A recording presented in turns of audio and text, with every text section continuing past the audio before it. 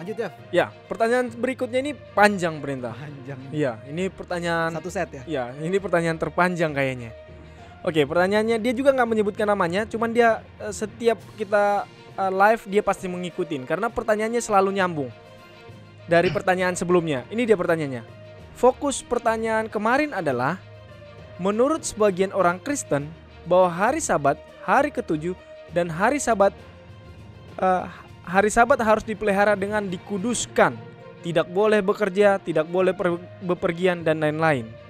Sehubungan dengan hal di atas, ada apa Yesus yang adalah Tuhan yang menciptakan langit dan bumi dan segala isinya? Yohanes 1 ayat 3. Justru Yesus yang adalah Tuhan pergi melakukan penyembuhan berbagai penyakit. Itu caps lock-nya pergi ya. Jadi Yap. dia highlight pergi. Dan berikutnya, perbuatan Tuhan Yesus tersebut sangat dikecam oleh ahli-ahli Taurat dan orang-orang Farisi karena Tuhan Yesus melakukan penyembuhan di hari Sabat. Ada perkataan Tuhan Yesus ketika didakwah oleh orang-orang Farisi dan ahli-ahli Taurat. Yesus berkata, Bapakku bekerja sampai hari dan aku pun bekerja sampai hari ini. Silakan pendeta. Baik, terima kasih kepada saudara yang sudah menanyakan pertanyaan ini, sangat penting, dan terima kasih untuk pertanyaannya. Pada zaman Tuhan Yesus hidup di atas dunia ini, banyak sekali dan beberapa kali dicatat di dalam Alkitab bahwa Tuhan Yesus mengadakan penyembuhan pada hari Sabat. Ya. Ada dalam Yohanes pasal yang kelima, contohnya. Dan juga ada di dalam Matius pasal yang ke-12, contohnya. Ia juga menyembuhkan orang pada hari Sabat. Nah, yang perlu kita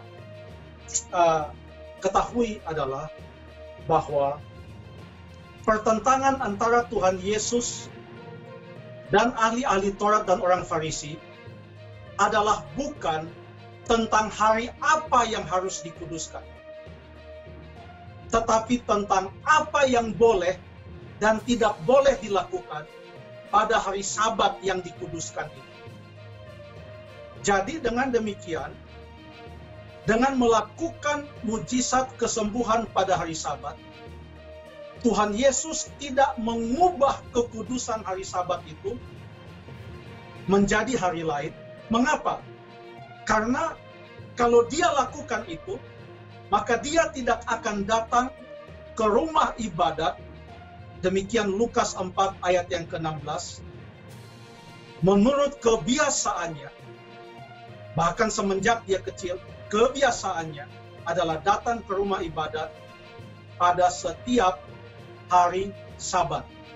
Jadi inti masalahnya mungkin boleh dirangkumkan dalam sebuah pertanyaan yang boleh kita baca di dalam Matius pasal yang ke-12.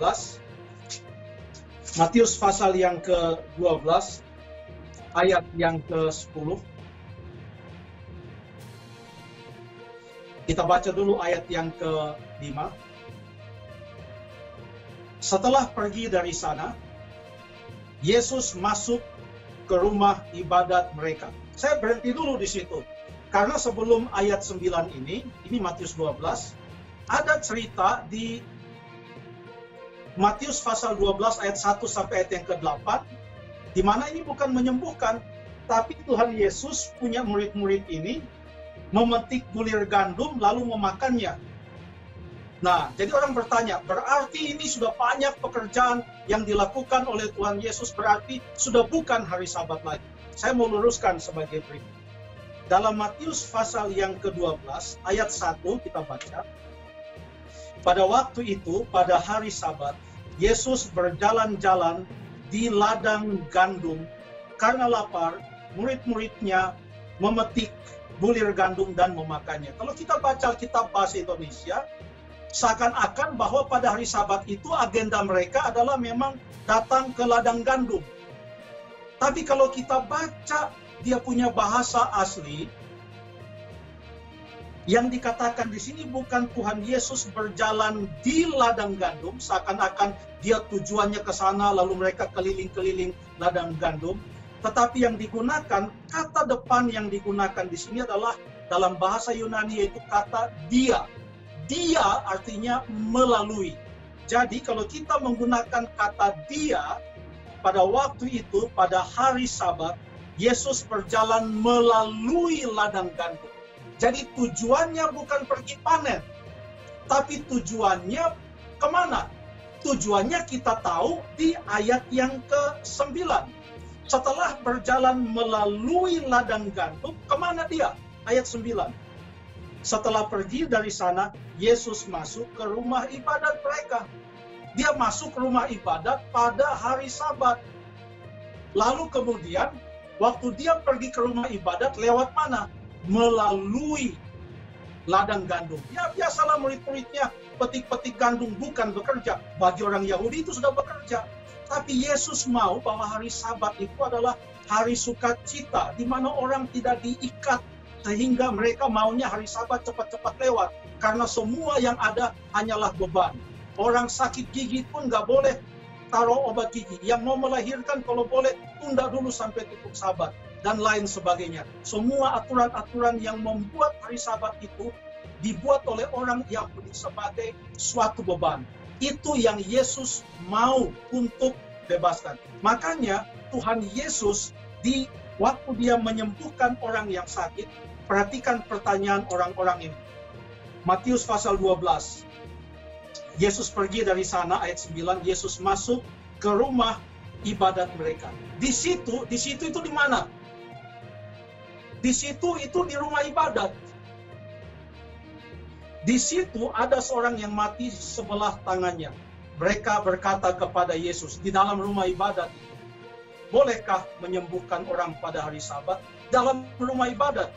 Kalau Yesus mau mengikuti perintah orang Yahudi, aturan-aturan tambahan orang Yahudi, dia akan bilang, aduh, masih 6 jam ini baru matahari masuk. Kamu tunggu dulu ya, setelah 6 jam baru saya buat. Tidak. Mengapa demikian? Karena hari Sabat adalah hari kelegaan, di mana jangan sampai ada yang menderita, apalagi di dalam bait suci. Semua orang lagi mengadakan ibadah dengan hati gembira, tetapi di situ ada orang yang tidak bisa menggerakkan tangannya. Yesus sembuhkan, dan dia tegur mereka, katanya. Ayat 11, masih panjanglah ceritanya. Tapi intinya adalah pertentangan antara Yesus dan orang Farisi. Sekali lagi, bukan tentang apakah hari Sabat hari yang kudus dan hari yang dikuduskan dan harus disucikan dan dipelihara, hari perbaktian atau tidak. Itu bukan pertentangannya. Pertentangannya selalu pada hari Sabat, hari yang kudus, hari perbaktian. Apakah kita boleh buat ini atau tidak? Boleh kebanyakan mengenai menyembuhkan orang atau tidak. Nah, coba perhatikan di dalam cerita yang lain. Karena pertanyaannya panjang, kita buat agak panjang juga sedikit. Contohnya di dalam Yohanes pasal yang ke-5. Yohanes pasal yang ke-5. Yohanes pasal yang ke-5 ayat 1. Sesudah itu ada hari raya orang Yahudi. Dan nampaknya hari raya orang Yahudi itu bertepatan jatuh pada hari Sabat mingguan yang sudah diciptakan Allah mulai dari Kejadian pasal yang kedua. Pada hari Sabat itu ada hari raya. Nah, perhatikan di mana lokasi itu terjadi. Ayat yang kedua. Di Yerusalem, dekat pintu gerbang domba, ada sebuah kolam yang dalam bahasa Ibrani disebut Bethesda. Ada 5 serambi. Jadi waktu itu kan Yesus mau masuk Yerusalem. Kalau mau masuk Yerusalem kan harus lewat pintu gerbang. Ada beberapa pintu gerbang, dan ini disebut pintu gerbang domba. Menurut sejarah, kenapa disebut pintu gerbang domba? Karena biasanya domba-domba yang mau dibawa sebagai korban akan dibawa masuk melalui pintu ini. Nah, sekarang yang mau lewat pintu gerbang domba ini adalah anak domba Allah itu sendiri. Dan pada waktu anak domba Allah itu, juru selamat itu, mau lewat ini pintu gerbang domba, di situ ada sebuah kolam yang dekat dengan gerbang domba.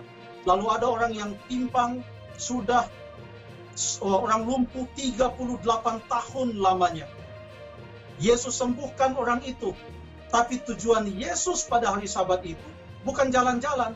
Dia sedang datang ke Yerusalem. Di sana ada hari Sabat, mereka berbakti, sehingga pertentangan Yesus sekali lagi bukan tentang hari apakah hari kebaktian, tetapi apakah yang dilakukan pada hari kebaktian.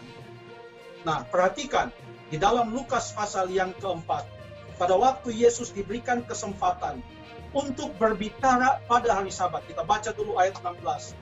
Ia datang ke Nazaret, tempat ia dibesarkan, dan menurut kebiasaannya, pada hari Sabat ia masuk ke rumah ibadat, lalu berdiri hendak membaca dari kitab. Jadi bukan sekali-sekali, memang kebiasaannya. Waktu dia baca, dia pilih ayat yang dari kitab Yesaya.